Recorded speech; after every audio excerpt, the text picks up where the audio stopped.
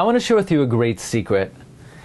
Did you ever notice where the mitzvah of bris milah is written in the Torah? Did you realize the mitzvah of bris milah is written in Parshas Tazria in the context of tsaras, of leprosy, which is a punishment for lashon hara? What's the connection between milah and tsaras and lashon hara? I want to share with you an amazing teaching. This is found throughout the writings of the Chida. The Ben Ish Chai speaks about this, that there's a connection between the bris, the covenant of the mouth, and the covenant of the milah. Actually, the numerical value of milah is the same as peh. The Chida teaches us that the sanctity of the milah can only be preserved if one guards their mouth.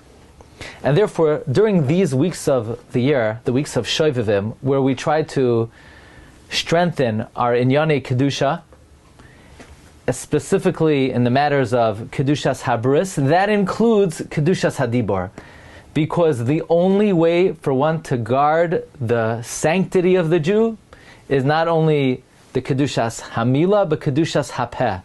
The Sefer HaYitzir even tells us that these two pehs are connected with each other. And therefore, during these weeks of the year, where we try to upgrade kedushas Yisrael, we have to, more than any other time, be careful with the sanctity of our words. It's very interesting. In Mitzrayim, the Arizal teaches us, our mouths were enslaved in Mitzrayim. By paroi, the perah, the evil mouth, our mouths were sealed. And during these parshios where our mouths are being liberated, these are the weeks of the year that are very predisposed to working on kedushas hadibor. It's very amazing that the Jewish people, they were released at pi hachiros, the mouth of freedom, again indicating that in Mitzrayim our koyach hadibor was enslaved, and when we were freed, pi chiros, our mouths were freed from the perah, from paroi, the evil mouth.